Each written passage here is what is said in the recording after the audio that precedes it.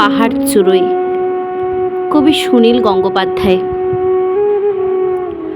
অনেক দিন থেকেই আমার একটা পাহাড় কেনার শখ, কিন্তু পাহাড় কে বিক্রি করে তা জানি না।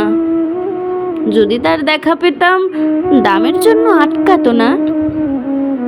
আমার নিজস্ব একটা নদী আছে, সেটাই দিয়ে দিতাম পাহাড়টার বদলে। কে না জানে পাহাড়ের চেয়ে নদীর দামই বেশি। পাহাড় স্থাণু, নদী বহমান। তবু আমি নদীর বদলে পাহাড়টাই কিনতাম, কারণ আমি ঠকতে চাই। নদীটাও অবশ্য কিনেছিলাম একটা দ্বীপের বদলে। ছেলেবেলায় আমার বেশ ছোটখাটো ছিমছাম একটা দ্বীপ ছিল, সেখানে অসংখ্য প্রজাপতি।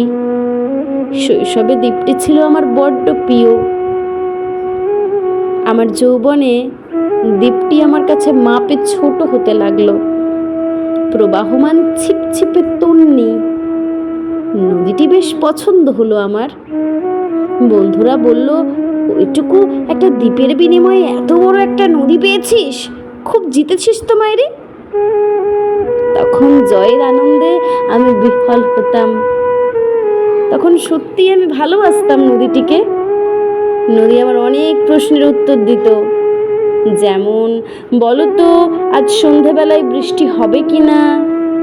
সে বলতো, আজ এখানে দক্ষিণের গরম হাওয়া, শুধু একটা ছোট দ্বীপে বৃষ্টি, সে কি প্রবল বৃষ্টি, যেন একটা উৎসব। আমি সেই দ্বীপে আর যেতে পারি না। সে জানতো, সবাই জানে, শৈশবে আর ফেরা যায় না। এখন আমি একটা পাহাড় কিনতে চাই। সেই পাহাড়ের পায়ের কাছে থাকবে গহন অরণ্য। আমি সেই অরণ্য পার হয়ে যাব।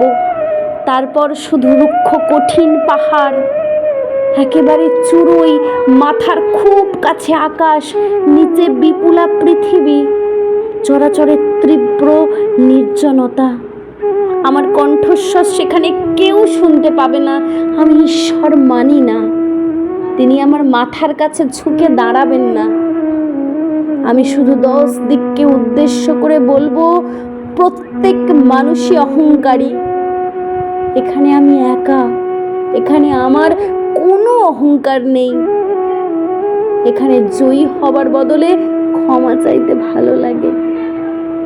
হে 10 দিক, আমি কোনো দোষ করিনি, আমাকে ক্ষমা করো।